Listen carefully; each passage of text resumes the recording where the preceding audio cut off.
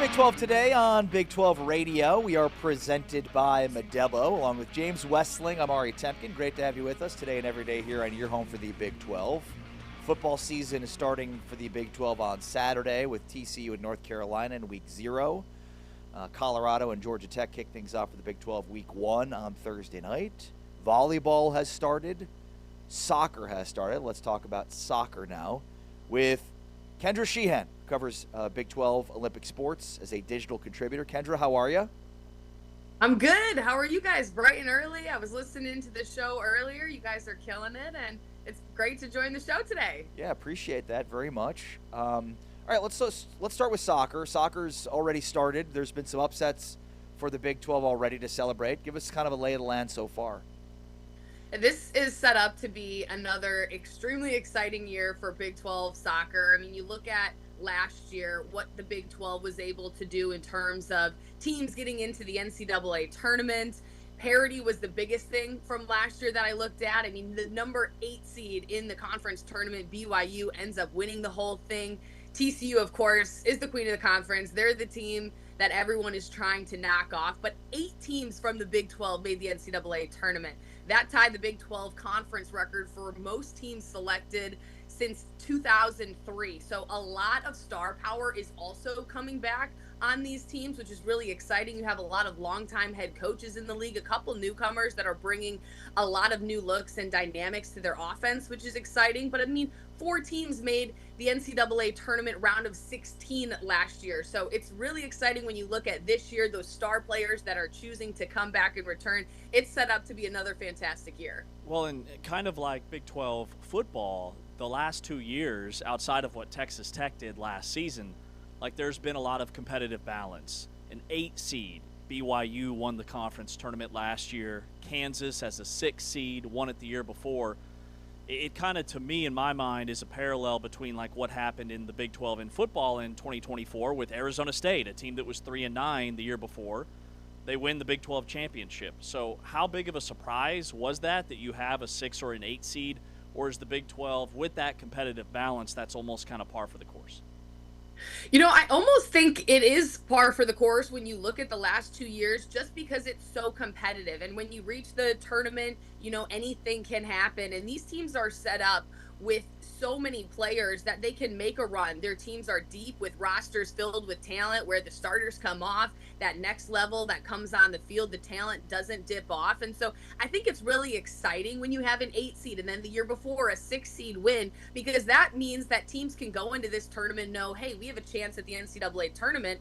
And if we don't, we're looking at large bids, 8 teams getting into the tournament. That's a big deal for the conference. And the early looks for the start of this season are already showing that there are a ton of teams that can contend for that number 1 spot. There's some really big matches this week. Baylor, Texas on Thursday. 15th ranked TCU plays 25th ranked Georgia on Thursday as well. And then 17th ranked Colorado with Hope Leba plays number 5 Michigan State on Sunday. So some really good matchups. Oh, and then Houston as well at number 4 Vanderbilt on Sunday too. So some really good matchups this week. I love all the matchups early on. I'll plug the Houston one because I'll be on the call in Houston for that game. I called the game against Tarleton State, so I'm familiar with the Cougars, and they're off to a great start. And they're a team, I mean, they're picked in the lower part of the bracket, or the preseason poll rather, but they're a team that has a ton of star power as well. Ben Williams is in year 2. Some of these matchups are really intriguing. I mean, specifically, I'm looking at the Colorado-Michigan State game. You know, the Buffs are off to a 3-0 start, but all of those matches were played at home. So they head on the road this week. They'll take on 2 teams on the road, ending with Michigan State, number 5 Michigan State. So if they can come in and get a win on their home field, I think that sets the tone for Colorado coming up there and contending with TCU. I mean, TCU has been that team to beat. The Colorado Buffs are right there. Kendra, what's the story with BYU? Because we know about their huge upset over a top 10 team when they beat UCLA. But I see like BYU was an 8 seed in this conference tournament last year, and now they're ranked in the top 10. BYU is another intriguing team, and I think it just goes back to who's at the helm of the program. Jennifer Rockwood. I mean, she's the first and only head coach of BYU's women's soccer team, 32nd season. She started coaching in 1995. That's the year I was born. She has the most wins among active female head coaches. She's qualified for the NCAA tournament in 26 of her 31 seasons. And they got a lot of players coming back. Ellie Walbrook scored 16 goals in 2025, 91 shots. That actually led the conference tournament in goals during that time. And so they bring a lot of key players back this year. And then when you're looking at a coach who has so much experience and really all she does is win, no matter what pieces she has on that roster, she's going to find a way to get this team to contend for a title spot. Who are some of the sleepers in the Big 12? Some of the sleepers, okay, I'm going all the way down in the preseason poll, and I'm looking at Kansas State. Now, this is just an early prediction. Things are obviously going to change, but this just speaks to the next step of the Big 12. Because, I can see them finishing, mid-upper pack. Will they contend for a title? Probably not. They have a second-year head coach in Colleen Corbin, and you look at her first year at the helm, 7-6-5. It was the first winning season in Kansas State's program history. They did start the year 4-0. You're looking at wins over, Seattle U, Hawaii, Missouri State, South Dakota State. They'll have a huge test coming up. They're going to take on Nebraska and Iowa, and I think that'll be a good benchmark to see where this program is at. But they have 12 goals on the year, so the offense is starting to go. And then when you return Maddie Sibbing in net, who already has a school record, 11th career shutout so far, anything can happen. And so they're a team that, hey, don't look past Kansas State. They're going to be someone who's going to come in, and you got to step up to the challenge because they're not going to be a team that's just going to roll over. And they have an awesome women's soccer stadium that's only used for that purpose and is relatively new, and the program is still somewhat new. You mentioned their coach, Colleen Corbin. What can you tell us about their head coach? I know Mike Dabini was there and kind of birthed the program, so what's her story?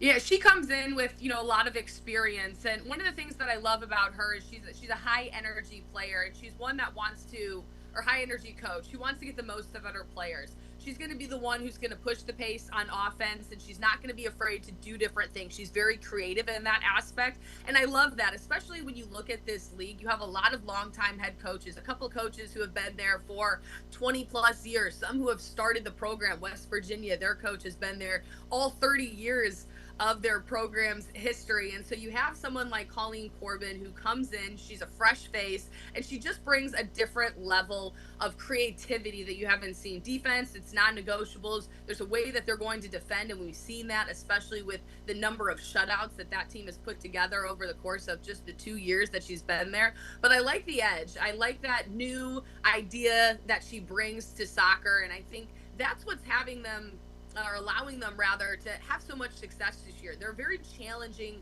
to play against. They switch things up in the midfield. They switch up their formations. And whenever you have that, all you're trying to do is make a team uncomfortable. And Kansas State is very good at doing that.